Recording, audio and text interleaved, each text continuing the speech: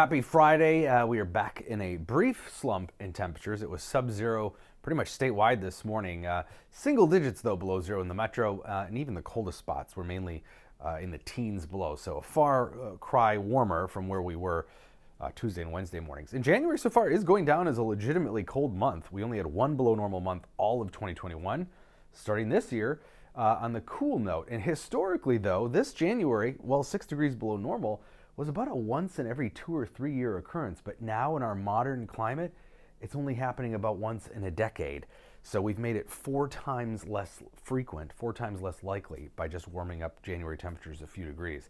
And despite a cold January, below normal ice on Lake Superior. The red line is normal. The black line going back and forth is this year's ice. And we're back to about a third or half the normal ice on Lake Superior, despite some cold temperatures. Now, part of that is because it's been such a huge swing in temperatures, which creates a lot of wind.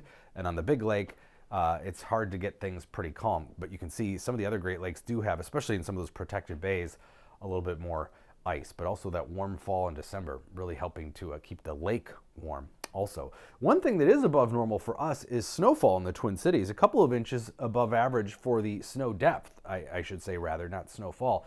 But you've got a couple of pockets in the state of above normal snow cover along the middle part of the North Shore, but not Duluth. They're below normal.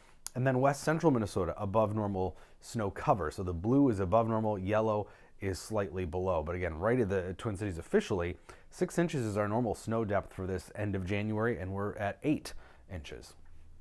There you go. We do have a trough of cold that's moving through today, and that is pushing moisture out ahead of it. This is the creation of a nor'easter, and that cold air doing two things.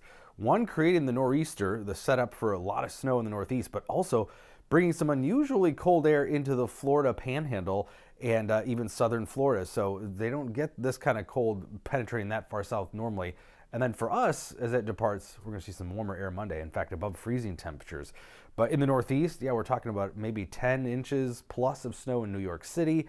And then Boston looks to really get it here, where as much as 1 to 2 feet of snow could fall for parts of Massachusetts. So classic nor'easter there. But look at these low temperatures with that cold air in Florida. We're talking about a hard freeze in the interior of central and northern Florida. But even in southern Florida, 30s, probably above freezing, but 38 in Miami is close to a record low temperature for the date, and cold enough where they're talking about falling iguanas.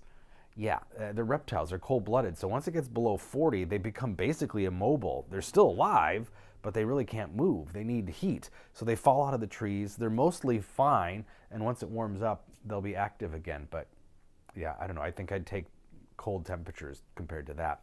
So we do have more cold, speaking of which, coming mid to late week next week. So back to some sub-zero mornings, single-digit highs, but I don't think it'll be as cold as the last 2 outbreaks. But it is going to create some snow to our south. Unfortunately, if you're a snow lover, this is another south to southeast track ahead of that cold. Looks like Chicago next week. This is still several days out, but a swath of snow from the plains in towards Chicago and southern Wisconsin, and not much for us. The 7-day snowfall is pretty meager for the Twin Cities and points north. So just low teens today, that's below normal, but already much warmer tomorrow. Above normal, actually, upper 20s, maybe even near 30. Partly cloudy skies. I think we'll just see some high clouds. So a great weekend to get out and enjoy some winter activities with seasonable temperatures and that, again, a slightly above normal snow depth out there. Maybe a flurry Sunday, mild on Monday, but not warm enough to melt a lot of snow, about 34. And then temperatures will start to drop Tuesday. Yeah, we're looking back at single digits to around 10 Wednesday, 4 below in the morning, and then maybe a 10 below zero reading or 2 late next week, and of course colder outside of the metro area. Hey everyone, meteorologist Sven Sungard here. Please be sure to like this video, also subscribe to my YouTube channel, and share this with others.